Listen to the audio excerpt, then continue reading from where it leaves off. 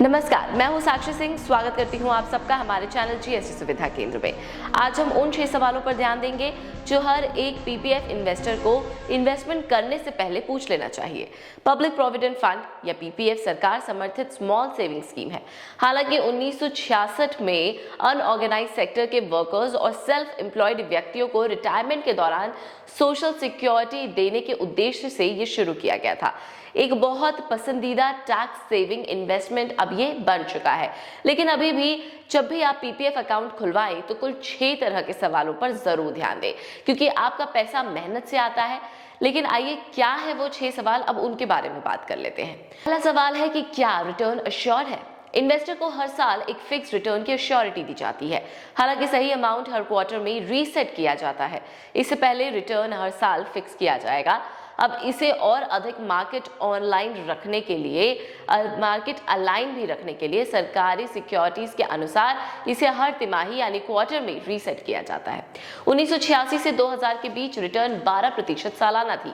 उसके बाद ये 7.1% के निचले स्तर पर है और अप्रैल 2020 से ये ही रेट है इंटरेस्ट का। हर महीने ये इंटरेस्ट कैलकुलेट होता है। फर्स्ट अमाउंट पर इंटरेस्ट तय होता है जो 5th ऑफ द मंथ और the last of the month के करीब होता है। इंटरेस्ट रेट कंपाउंडेड होता है। इंटरेस्ट फाइनेंशियल ईयर यानी वित्त वर्ष के एंड में क्रेडिट होता है। इंटरेस्ट रेट हर क्वार्टर में रीसेट या फिर नहीं भी हो सकता है। अगला सवाल आता है कि क्या ये सेफ है।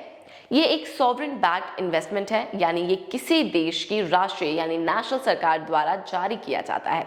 क्योंकि पीपीएफ में पैसा केंद्र सरकार द्वारा समर्थित है, इसलिए निवेश को इससे ज्यादा सुरक्षित नहीं माना जा सकता है। हालांकि सरकार कभी इसके भुगतान में चूक नहीं करेगी। इसके अलावा खाता धारक यानी अकाउंट होल्डर के किसी भी लोन या लायबिलिटी के संबंध में किसी भी अदालती आदेश के तहत पीपीएफ खाते में अमाउंट को अटैच नहीं किया जा सकता है। अब आगे की बात आती है कि क्या टैक्स बेनिफिट्स क्या क्या है इसमें।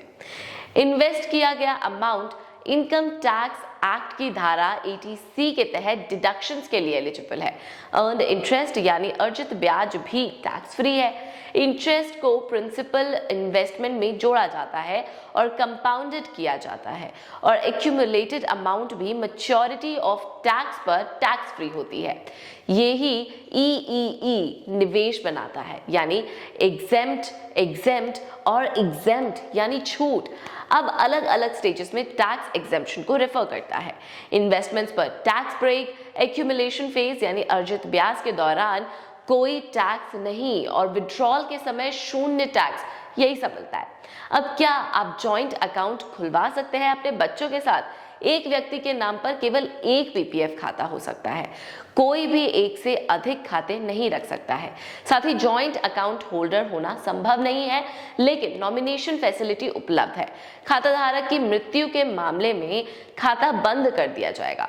कोई भी नॉमिनी या कानूनी उत्तरदायी खाते में जमा करना जारी नहीं रख सकता है। पीपीएफ इंटरेस्ट रेट पिछले महीने के अंत तक पेमेंट किया जाता है उसका, लेकिन उसके बाद खाता बंद कर दिया जाता है। अब जो अगला सवाल आता है वो ये है कि क्या मुझे हर साल इन्वेस्ट करना होगा।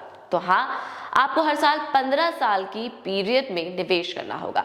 थियोरेटिकली पीपीएफ 15 साल की लॉक इन पीरियड के साथ आता है।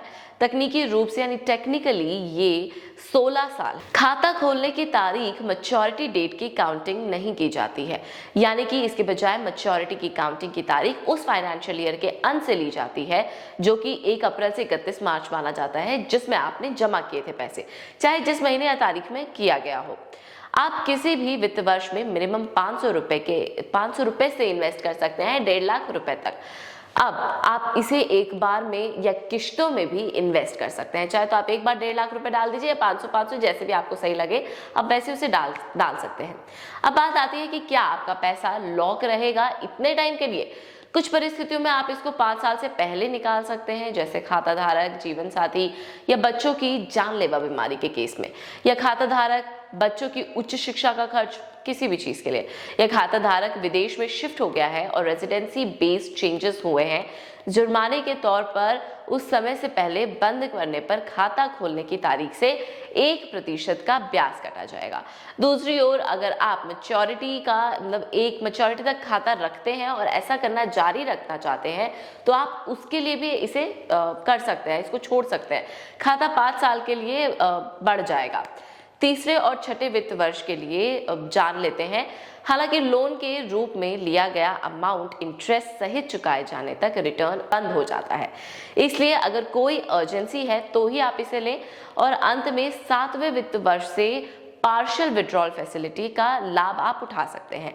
अब ये सारे पॉइंट्स आपको हमेशा क्लियर कर लेने चाहिए जब भी आप पीपीएफ अकाउंट खुलवाने जाएं, या ये हो सकता है आप जिस बैंक में जा रहे हैं वहां पे बैंक में जो भी अवेलेबल है आप उनसे भी ये चीजें पूछ सकते हैं।